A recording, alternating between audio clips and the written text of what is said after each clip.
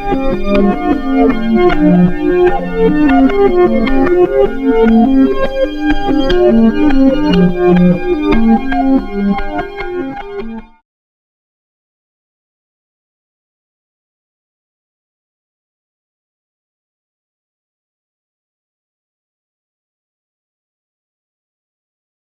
evening, my name is Ashley Jackson and I'm the Special Assistant to the President here at BRIC.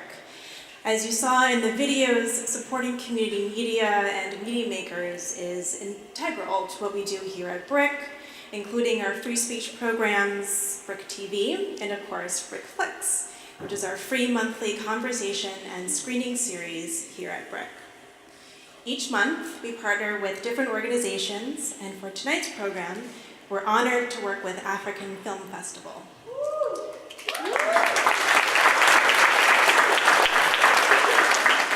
African Film Festival is dedicated to advancing an enhanced understanding of African culture through moving image by offering diverse platforms for the wide distribution of African media through its flagship annual film festival and year-round programming. Tonight, they present Afripedia, which promotes and collaborates with a new generation of trailblazers and storytellers. A source for contemporary culture from the African continent and African creatives working all over the world, Afripedia is a platform and future forum for African creatives worldwide.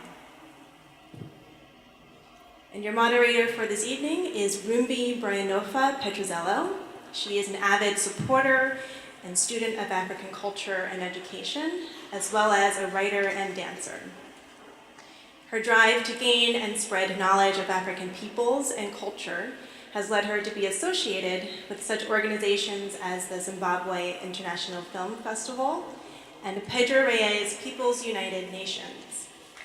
She has been working with the New York African Film Festival for several years, benefiting from its expansive knowledge base and humbly contributing when and what she can. So please join me in welcoming Rumbi.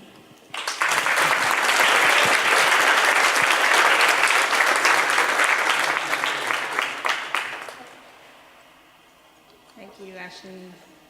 Welcome to tonight's event. I feel like I'm in bad light. I am honored to be here representing the African Film Festival during tonight's, where BRIC FLIX is celebrating African film. The African Film Festival considers community events like this as a cornerstone of its mission in sharing African film, where you get to meet the filmmakers and engage in discussions where we explore the vibrancy of the community of people in Africa and Africans in the diaspora. I find this program to be a very important one. I mean, the African Film Festival has been around for 26 years, and I often feel that they've only just begun their incredible mission. One of the themes that the African Film Festival has celebrated, and is actually a title of the book that it publishes, is Through African Eyes, which is a very important way for us to look at how stories are told. And tonight is a very special night because we have the gentleman from Afripedia, and we have Delphine Diallo, who I'd like to join us for a second. I'll just introduce them. Delphine, and we have Teddy, and we have Sanai.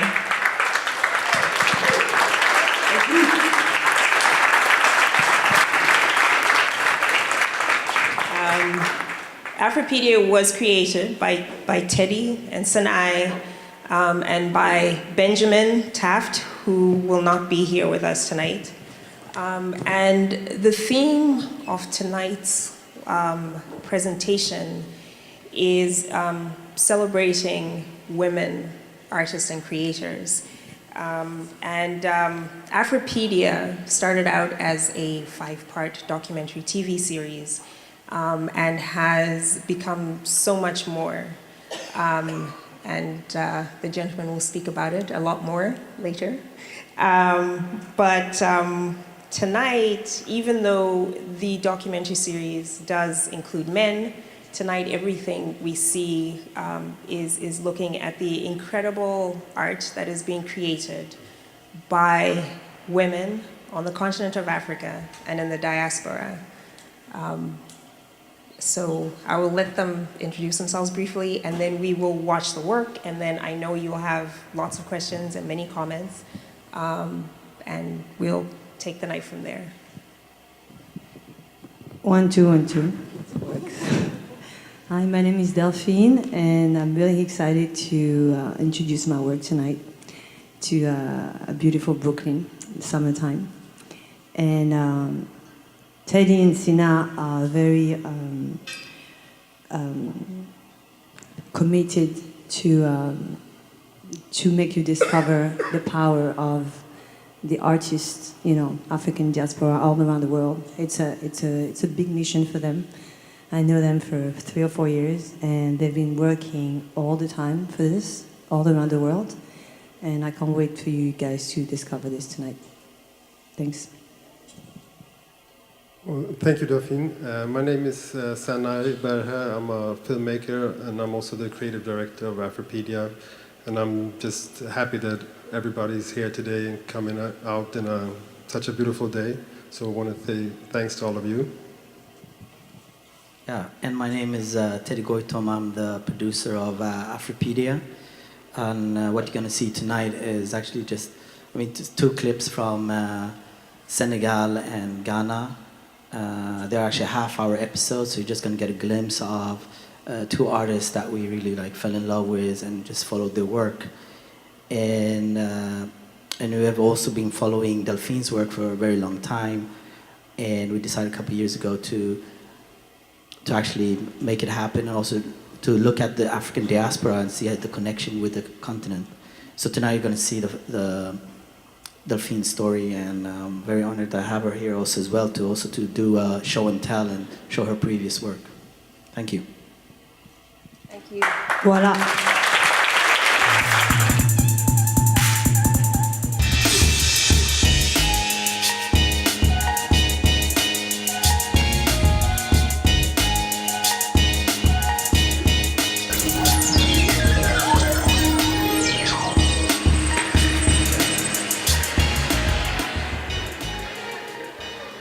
When I was very, very young, around, I don't know, 6 or 7, I wanted to be a designer. It was my dream. I don't know where I saw or read or heard the word designer, but I know that this is what I wanted to do. My parents has always been supportive. I think the first time I told them I wanted to do fashion, they said, oh, okay, she wants to do it. Let's let her do it and we'll see.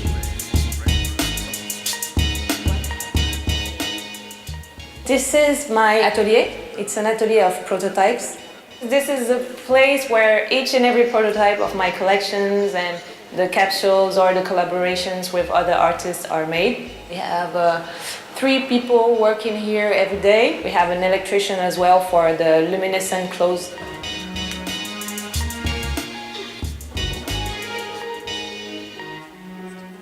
I presented my first collection with no idea of how I should present a collection, how a collection has to be. I draw some things, produced them and presented them with no notion whatsoever of what was fashion or anything.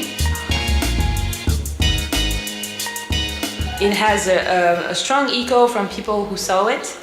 It was really positive. And yes, I think it's one of the strongest memories to realize that you just have to express things and take the risk.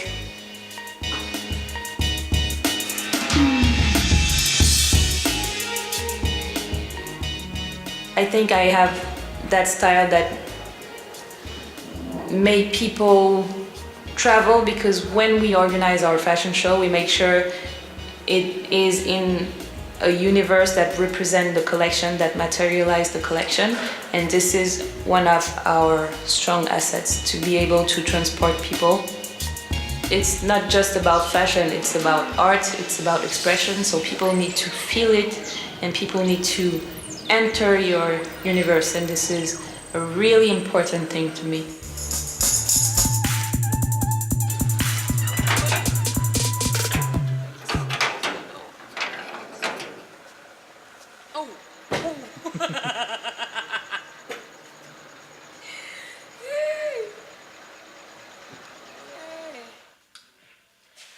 This is my bedroom. As I said, I just moved here. So we are still keeping the place, trying to get some new things and make it nicer. That's me. And I'll be rolling with the boys. Like, so I guess it's always my look. And I've come to accept that I am not all that. Hi, no, I'm more like. This was my first dance competition. I was doing crack dance. I was in primary school, sneaked out and had this show, and I won. I was competing against boys. Hey, this is why I used to shave my hair. I don't go to the barber. I just cut my own hair. I've always loved cartoons. When I see the Cinderellas dance, and I love to wear clothing like this, but I would love to cut. I would love the material to be African. I always want that blend. Since I'm doing Afro pop, not too much African and not too much Western influence. So I came out with something like this to choose. So I think I went for this haircut. And now people say I look like Grace Jones. Things like this. But all these are just ideas, something a bit different.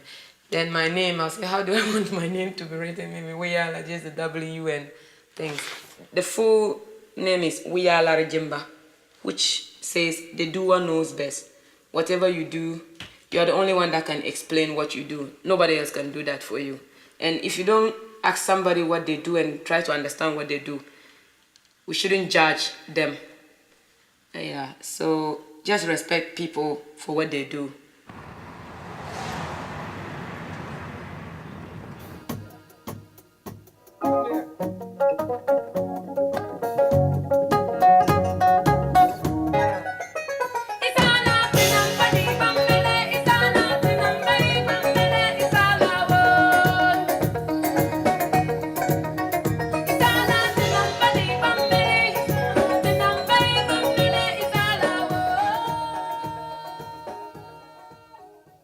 Being a female is not easy. You go, you meet people that want to help, but they want you to pay in kind before. And I was like, no, if you don't want to help, just go away. I'll do it anyway. And they were like, okay, if you think it's that easy to do it here, let's see how you do it. Before they knew it, I was back on stage. Some people did try to help genuinely. They didn't have any bad thing, motive behind their help. For them, I'll always be grateful because at least they tried to help. My style was also a problem because I sang in Sesali. Everybody wants you to sing in Tree. But it's not easy, a female artist in Ghana. If you're not strong and stand for yourself, you won't go anywhere. Yeah.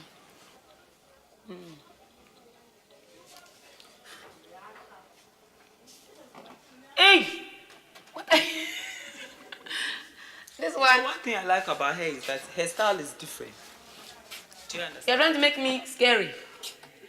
From day one, my mom has been the only one really believing in me and saying, you have something and I know you will go somewhere. My dad, on the other hand, he was a bit funny about it. He was like, he's not really sure. Maybe I should just go to school, get a certificate, come out, get a job, and get married, have children. But I would tell my father that, no. I want to be a singer. Come on.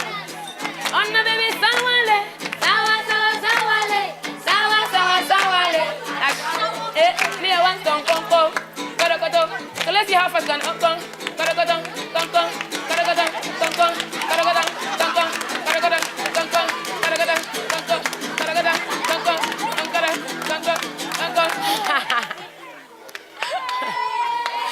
I'm an artist, so I paint, I draw, I do posters and things. So before my video is shot, I always have this idea of my own.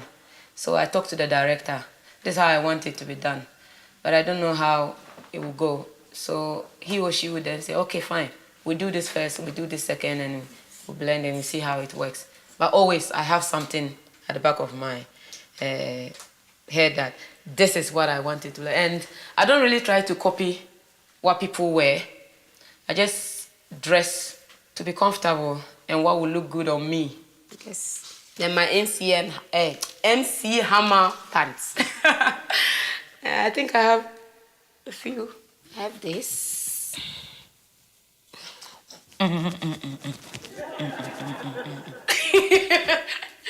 This one. You have to really be hard to wear this in the north and walk around in it because it's actually for just meal. Yeah. I need a man to rock my body.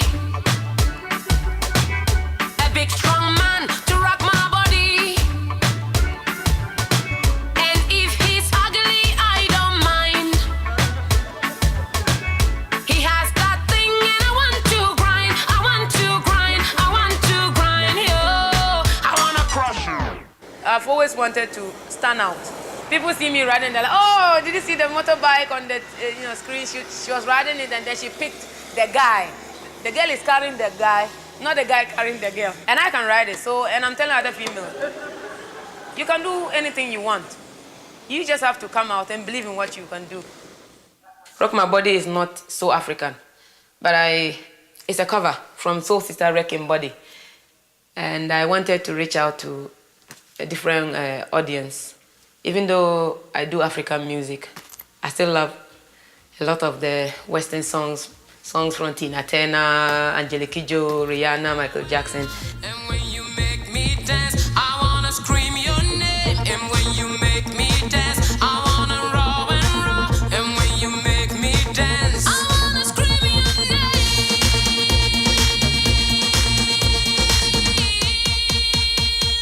I wanna feel the heat. I was trying to draw my mom. Yeah, when she was younger, she used to have afro hair. So I loved it. We look alike a little more. So coming from North and doing music in Accra is not easy. But she would say, no, you will do it. And I convinced her to sell petty things, jewelry, and little things just to give me the money to get to the studio and pay for my own demo. And all the demos I did, I managed to shoot a video. And whatever I do, I think about her. Like,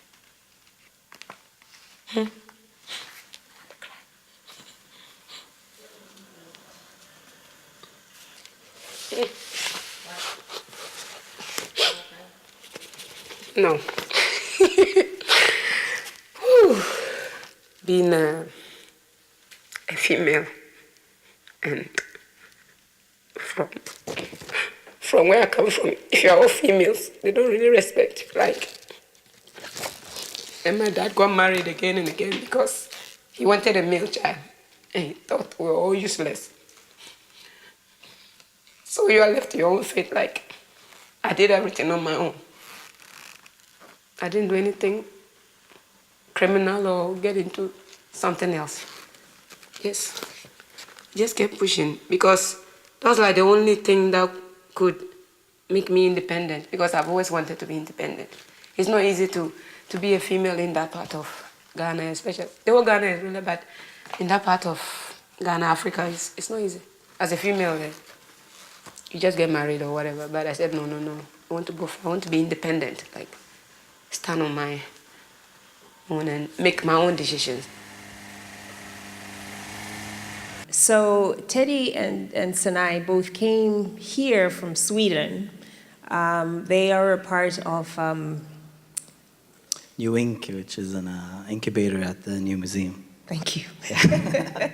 Yeah, I'm just a bit verklempt from that clip, and so I lost my train of thought. But you know, I just think it's really incredible that you have, you know, the two of you are based in Sweden, but you were able to tap into this talent, well, initially with these episodes in various parts of the African continent. So my first question is, how did you find the people that you profiled?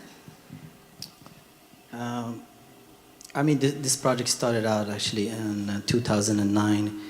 We as directors, we have roots from East Africa, from Ethiopia, Eritrea, and growing up, firstly, just to give a background, listening to radio, TV, just seeing this feeding of one single story just was kind of frustrating for us, and we felt like we need to be part of the conversation and see if there's other things going on. And as creatives, we are also looking into seeing others who look like us who are doing the same thing, and that must happen also in various parts of Africa. So we started out by doing research online, and in 2009, 2010, the blog era wasn't really blowing up, so we started out by just traveling. We started actually out in Ethiopia, Burkina Faso, Ghana, just meeting people, curators, asking what's going on in the photography field, filmmaking, dance, fashion, things that we were interested of. And we came back, we produced a pilot, and after that we actually went to various TV channels to ask them, like, okay, we want to show a creative side and also listen to local experts, and in a way that we haven't seen before, because often, like when you hear about Africa, it's somebody else who's narrating it. And it's just time that we actually can tell our own stories. And no one actually believed in that. Actually didn't invest in the project, so we had to do it ourselves by collaborating. And eventually we also have a website called stocktown.com, which is a video magazine where people are actually contributing with video clips that they find online. So together with 50 people around the world, we kind of started to collect videos and directors and getting a kind of insight of what's going on. And we started out in South Africa in 2010. And basically by contacting local photographers, experts, cultural gallerists, and so it's a kind of a collaboration always. So it can be online, but most of the artists that we find, also 50% of them are actually, when we are actually in the cities, the artists are actually recommending us, like, oh, you should go to meet this and this person. And that's actually how we met. Uyala was actually through a music collector, and he has Aquaba Music. He has a kind of a record label in Ghana, and he was like, you gotta meet Uyala. And so it's a lot of trust. You have to build trust, of course, but also do a lot of research and get the trust of people, what it is that you want to do. I don't know if you... Just to add to that, now in 2016, it's much easier through social media. There's a lot of blogs. But the thing that we find is that, it's kind of hard still if you don't know where to look. So that's kind of what we are developing right now at the new museum, at the new Inc., the incubator program. It's a talent database where everybody can find and search and find African creatives from the continent, but also the diaspora. Okay. I know that what we saw here was Ghana and Senegal. You mentioned that you started out in South Africa. Where else have you taken Afripedia? So we have a 5-part episode which is shot in South Africa, Angola, Kenya, Senegal, and what more? Ghana, and also a bit part of Ivory Coast as well as part of the Senegal episode. And and our vision is to shoot in more than 30 countries in the coming 3 years. Not only in the continent, but actually also in the African diaspora. How does it look in Brazil? What's happening in the Caribbean? And we eventually can't do it ourselves, so we need to collaborate with other directors who can help us and also produce these episodes. So that's our next step in developing our project.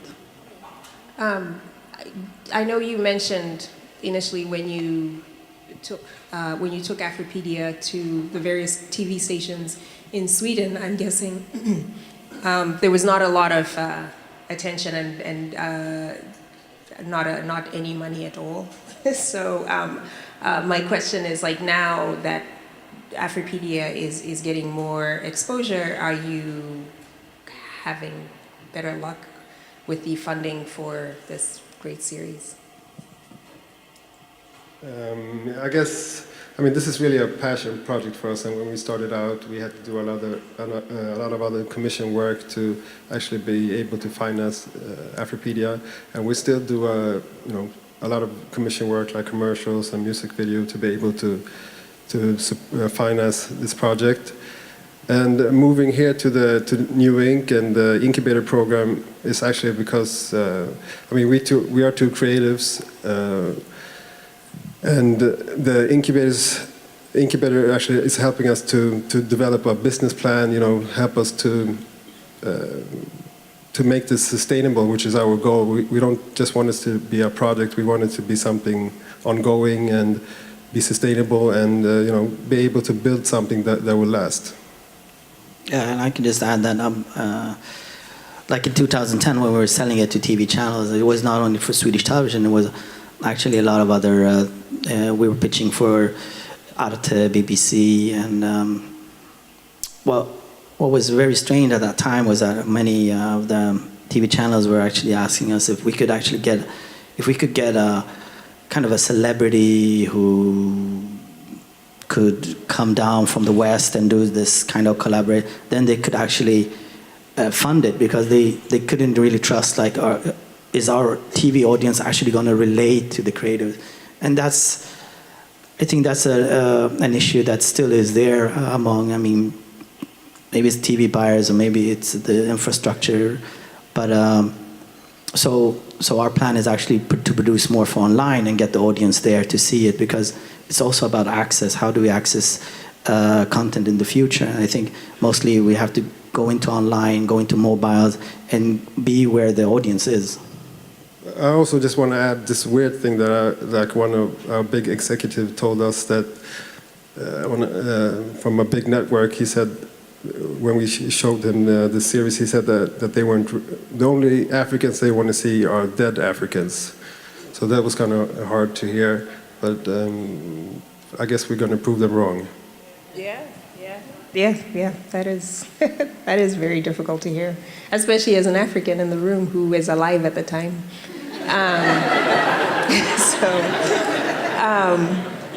I can always monopolize a conversation, but I would like to take questions from those of you who are watching.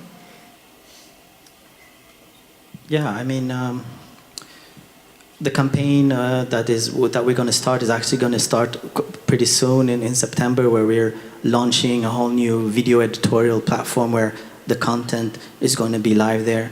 But our next step is actually, which we haven't talked about, is how do we create job opportunities? How do we actually get the trust for people to, instead of flying in talent photographer from outside, well, how can people actually locally be part of that? And that's where we find it most interesting. The films is to create awareness, is to also change perceptions among us, ourselves and among others. But I think the real challenge, if we want to really change the narrative, is to create more jobs and to actually hire people so we can actually disrupt the creative industry, which today is not as African or as diverse as it should be.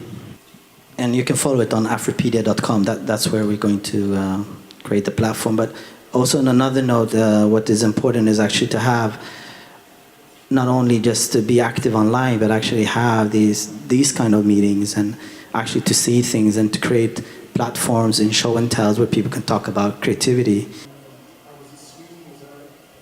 Yeah, we raised up in Sweden and we have roots in Ethiopia and Eritrea. But we've been most of our adult life raised up in Sweden. And I mean, I can say, like, when I went back to Ethiopia and Eritrea, I mean, I've been viewed as, of course, as Ethiopian, but also from somebody who's coming from outside. But I think in terms of the film production and when we meet people, people are happy that you're actually African doing these films, and that creates a trust. And actually, I haven't seen any of that problem while we've been working with this project, especially when in connecting with artists. I think also the next clips that we will be watching, Afripedia is in New York, and then you will hear stories from people of African descent who are from the diaspora, and maybe then your question might be answered, or you can ask it again.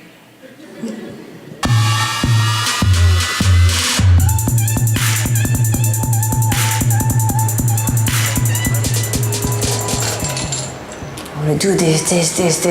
I want to organize stuff, and I'm already overwhelmed. It's not life. Kung Fu will teach me to focus. No, don't think right now about 5 things. Can you just do one thing? Right now? Can you? Just do it. So Renaissance is this work where I'm actually shooting my family, printing big size, and collaging all around between New York and Senegal. So I said to myself, let's dig a little bit further and let's create a story behind those pictures. I decided to create myself. I'm like, you know what? I'm just going to create a new myth. And the myth is going to start in Africa with my family. That's where I start to really start the photography process. And each time that I go to Senegal, I do location scout, a few days. I'm checking how people, feeling about shooting pictures with me. I want them to ask me sometimes. I want them to be very excited to do a picture with me. Each time that I challenge myself to have a different setup, very artistic, sometimes close to fashion, but very timeless, very elegant. So this is the way I'm giving back love. They receive me, they offer me food, they give me so much, This is the only way that I can give them back. I think women needs to have more vision. Women needs to believe in themselves as an entity of doing something for the society.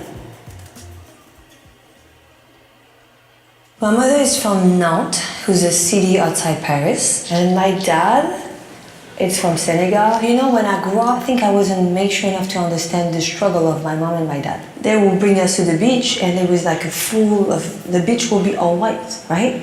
And I remember people were staring at us, but my dad was really dark, like the guy that I shot today, same color. And my mom was really, this is the same color to the people who came. And I felt always awkward. It's not awkward, it's something that it's the beauty of life. That's why I always felt different about understanding different people and different characters and different culture. And I dreamed about those pictures for a long time, so the way that I did it today was very specific, I knew what I was shooting. I was asking them to be this way, everything was already a drawing in my head. So that was very intense because I can't wait for my parents to see it. My goal will be to be able to inspire as much women, as much kids than I can, and even men. But I think for the next generation in 21st century, what is very interesting is how you can actually help people to believe in themselves. Much more than just create art only. It's how you can actually make them starting the journey that they need to start for themselves. To believe in themselves and to risk something, even if they're going to lose something.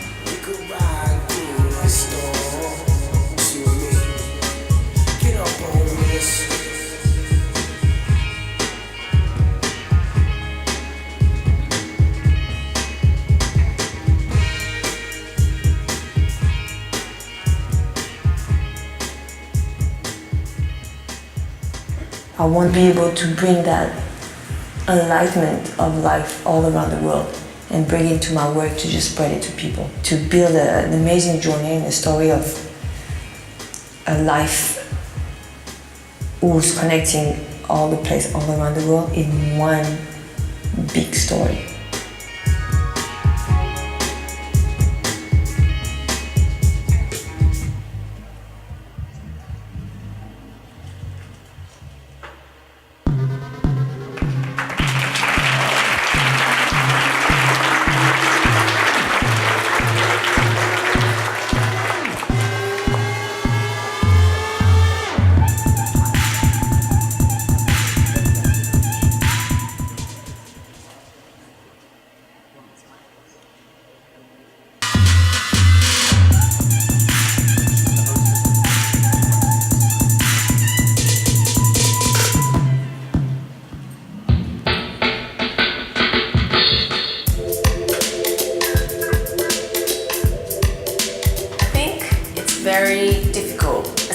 teenager to work out what you want to do, and you'll have teachers and your parents and everyone that'll be kind of trying to push you in one direction. I really found that as much as I wanted to keep everyone happy and wanted to be everything that everyone else wanted me to be, I just didn't really enjoy science or maths or any of those subjects. It took a long time, I studied a lot of stuff that I wasn't really that interested in. I think movement and dance and music and stuff like that's always instantly got my attention. If I pick up the paper, instantly I want to look at the culture and music section, and I feel like, you can fight it as much as you want, but at least in my case, that was the stuff that I was drawn to. My name is Marwa, which is M-A-R-A-W-A. In Somali, M-A-R-W-O-X, because the X is like an H sound. But my mum spelled it with 3 A's because she thought it would be easier to pronounce. And she used to tell me that it means strong, independent woman, but I'm not sure if it does or if she's just trying to make me think like that. So when I very, very, very first started hula hooping when I was a kid, when I did rhythmic gymnastics, the hoops were made of bamboo, so it was like wood, and then they had a little joint in them. Plastic got really popular again. It's quite forgiving if you smash yourself with it. When I really committed to making a go as a full-time professional hula hooper, it worked and felt just natural. And a lot of people are either born into circus or really love theatre and art and stuff like that when they were younger. I'm sort of part of this new wave of people that have studied circus as a degree. It was a brand new course. It sounded exciting. I liked gymnastics when I was younger, and this was a way to keep training.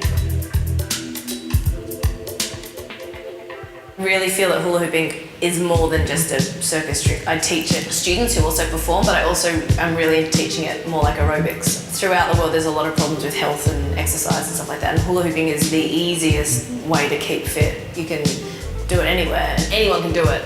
Boys, girls, adults, children, across the board. So I'm just into spreading that around. 1, 2, 3. Done. Finished.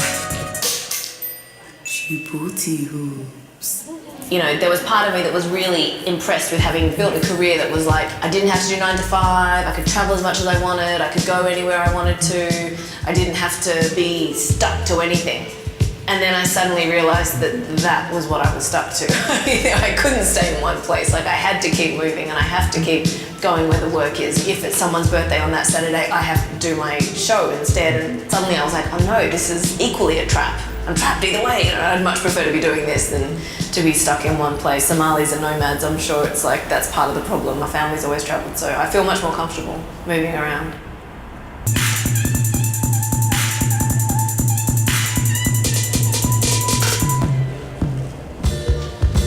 The journey of Another Africa is really influencing and changing my perspective.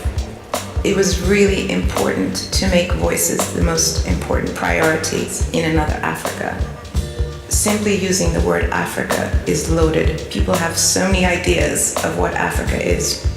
Coming from Ethiopia and Eritrea, places still actually struggling with lack of peace and stability, I often asked myself why there was just no positive stories that would give me more than a one-dimensional story. The space of Africa and creativity is very ill-documented. The Western perception of Africa has been defined by major news outlets. And what we know is that there has been a lot of either misinformation or no information.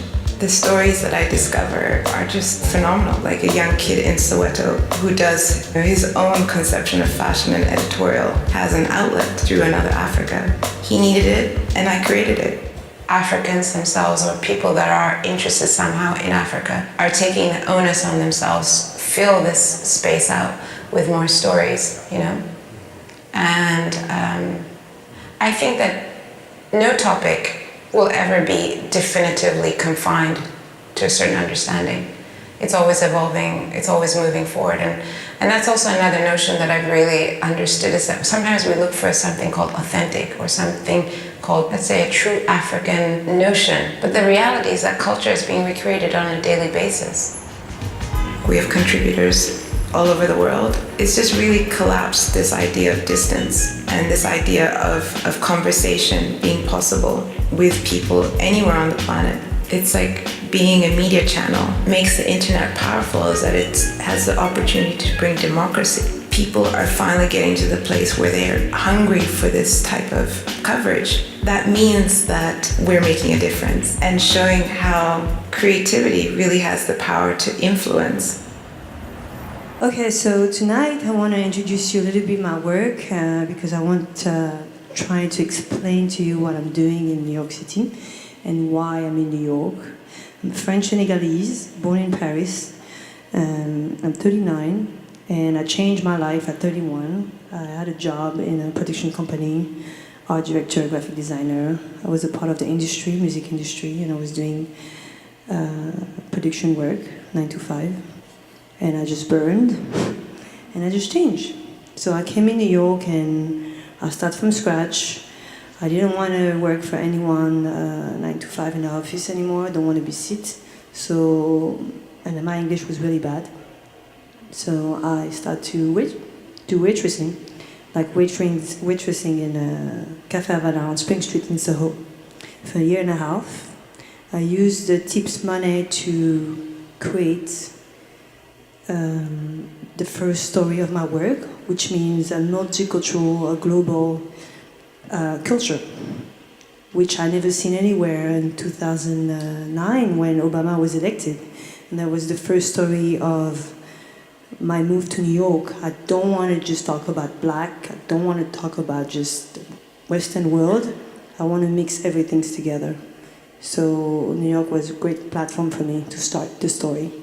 And I'll start with iconic face, and I read a lot. I discover Stephen Hawkins, I read Joseph Campbell, I read many books of different kind of authors, James Baldwin, like American authors for the first time, you know. So it makes my inspiration to create a new kind of vision that I've never seen anywhere. So the few portraits that you're going to see tonight, it's a story of a new iconic kind of vision that I have. Then for me helps. I don't like to say minority because for me they are the majority, but it's so funny when you have to just talk about it. So those portraits are people that I think they're beautiful, amazing, and I want to see them on the cover and in the museum. So I start to do another journey where I create my own iconic faces. This one now is kind of popular because Laulu is a Nigerian painter, and he worked with Beyonce on a music video like 2 months ago, and then everybody knows his work from his Yoruba painting. We shot that in last summer before I started to work with her, and the idea was to bring to the ritual concept of life in general. So the face was the first beginning of explain to women they don't need to be naked, they don't need to be on Instagram showing their ass and their boobs to feel proud and beautiful about themselves. So each time that I was showing this kind of pictures, I was like pushing further to try to inspire women. It's like, you don't need to be naked, or you don't need to be like this. It's like, your face actually say a lot.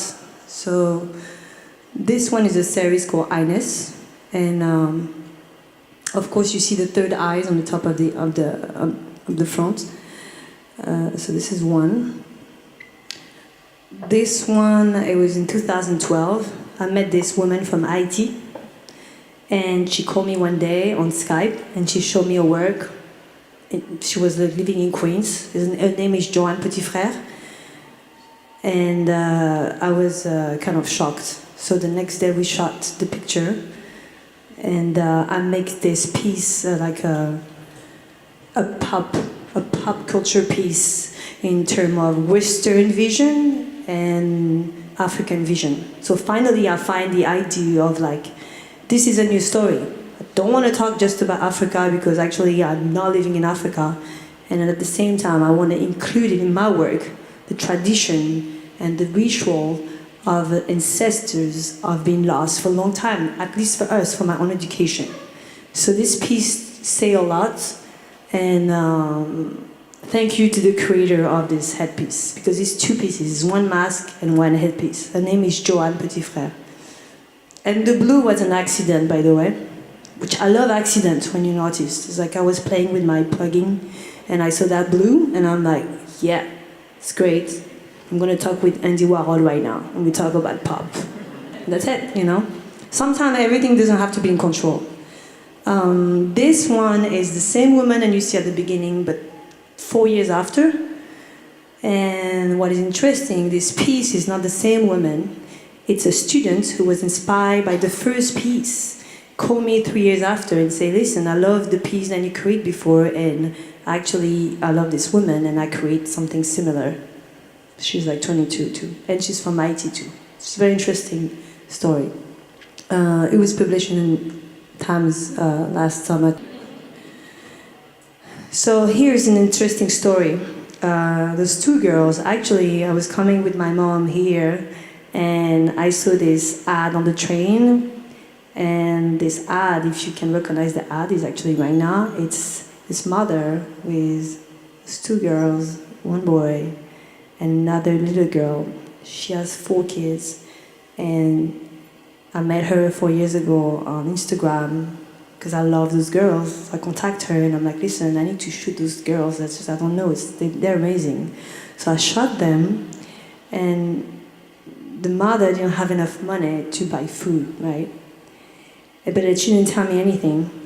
And the picture helped them to have an agency, a model agency, and they start to do like, you know, shoots and casting, and the mother was able to make money, and then they finally get a fellowship for the ballet on the 18th Street, and the mother 4 years after invited me, she cried and she said, well, they have the fellowship, they're the only black girl in the school.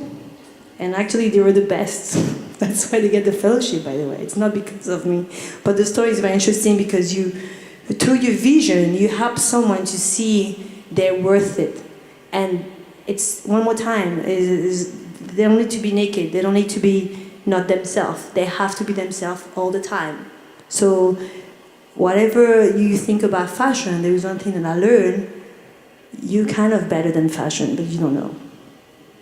And I help them to just find out what's beautiful about it. It's like style has no shape. Style is something inside of you already that you have.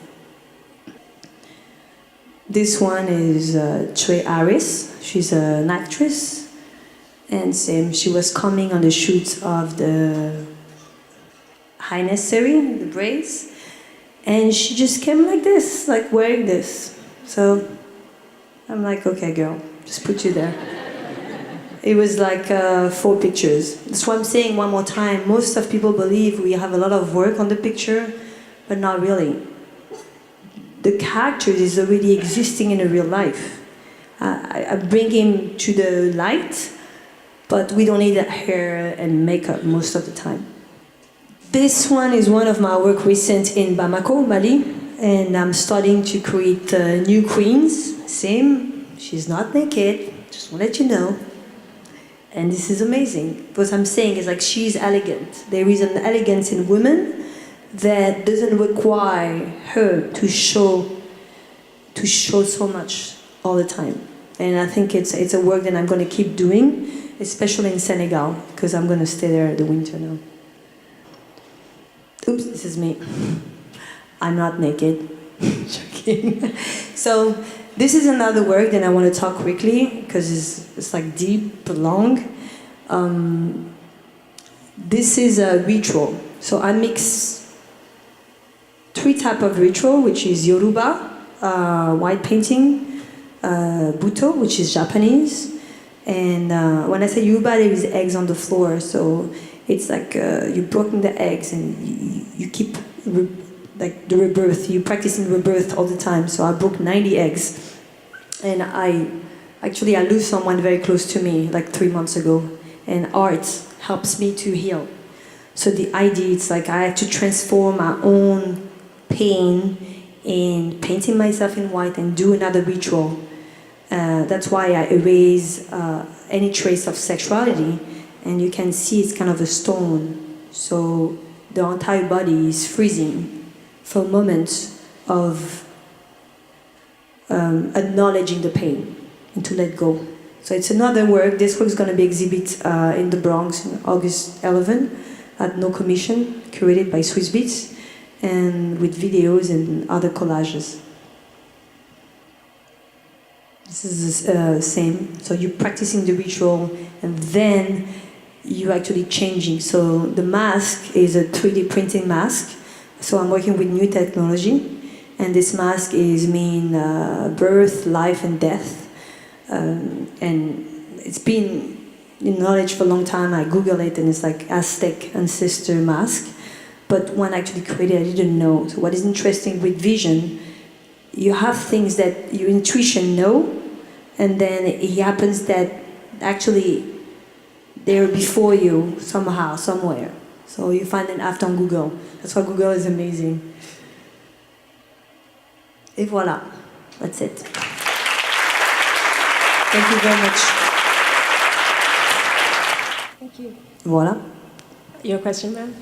Yes, Delphine, loved your work. Wanted to find out if you plan to create a book of your art. I already did. And where can we get it? No, I did, I was actually mission. I did Kickstarter, 2012. So I have a few books left. And I don't sell them because, I lost the PDF. I know I'm an artist, it's so bad. So they're kind of exceptional for me, but let's say I'm doing Open Studio every year in Bushwick. So if you want to be able to come visit my studio in Bushwick, they're doing Open Studio every year, and this year it's actually I check it's in October. So if you go online and you say Bushwick Open Studio, you're probably gonna see that in October is gonna happen, and I always have my studio open, and I have a few books with introduction of my collage and stuff. Yeah, it's called The Gift. Oh, hi, it's me again. I have a question. So you said like 3 or 4 times that you were against nudity, and it was a bad thing. I have the answer. You said you are the answer? No, I have the answer. I'm not against unless there is a meaning. And when I show you at the end, there is a meaning. Okay. Okay? So I was just curious because I think that some people might argue and say that when they express it, and I'm excluding like, young girls who are too young to be doing that kind of stuff, but they would say that this is my way of expressing myself and expressing my feminism when we live in a world now where that's, supposed to be accepted. But I found it interesting, like you said that a few times, and then at the end, you have yourself naked, and then you can say, well, I'm doing it because of the message. I'm just, Could you talk about that? Yeah, exactly. Thank you. So, life is about contradiction, okay? First of all, I'm black and white. Can't do nothing about it, right? So the idea, that's why I put at the end, by the way, and my conversation was actually very, actually have an understanding of saying like, I'm showing women elegant with clothes and everything, and then I have these things where I'm putting white paint, and I'm almost literally naked, right? But then I have a meaning. I have meaning to be in front of your face with a mask and explain to you that comes from pain, or I have a meaning to actually literally do in my work a work of an anthropology, of a tradition, of a research, of saying and knowing that a lot of part of the world they're just actually living like this, right? So I actually have a meaning to express myself this way because that's how I felt the pain. I felt it was naked and I couldn't hide it anyway. That's what I'm saying. So this is the opposite of actually showing it all the time and actually be against it. So my question is like, I'm not a dictator. I'm not going to judge someone who's putting naked all the time on Instagram. That's her life. I'm not going to judge her. But I want you to understand what I did is actually, this is a believer, and I feel it's very healthy for me because I'm very honest. And actually, each time when I actually do that, nobody really never recognized me on the street ever. So I'm fine. So it's still a mask because you see me naked, but I have a mask. So what I'm saying is it's an interpretation, and this interpretation has a meaning. It's an iconic face, or it's to the mythology journey. It's not just for free. And then this is why we live Madonna, we live the 80s, we live this freedom of women, and we live this revolution of like saying, I can be whoever I want, so I'm going to put myself naked. I just think it's super easy. I just think women should just study more. I mean, they have amazing body, right? Why, actually, I can't see online on Instagram women who have knowledge outside the body. It just annoys me for sure. So I unfollow people sometimes because it's like, I don't want to know this woman. It's just, and I don't want to judge her. So I unfollow. But what I'm saying is like, women in the 21st century, for me, they have to start a conversation. They have to start a discussion. And that discussion has to be beyond the meaningless body. Do you answer your question? Yeah. Thank you. Unfortunately, we have run out of time. So I want to start off by thanking my panel. Delphine, thank you very much. Thank you. Courtney, thank you. Samara, thank you so much.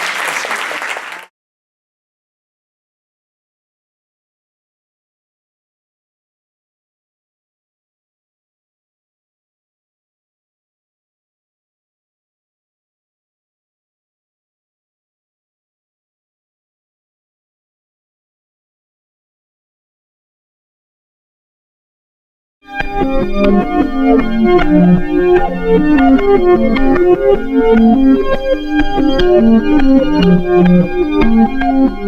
you.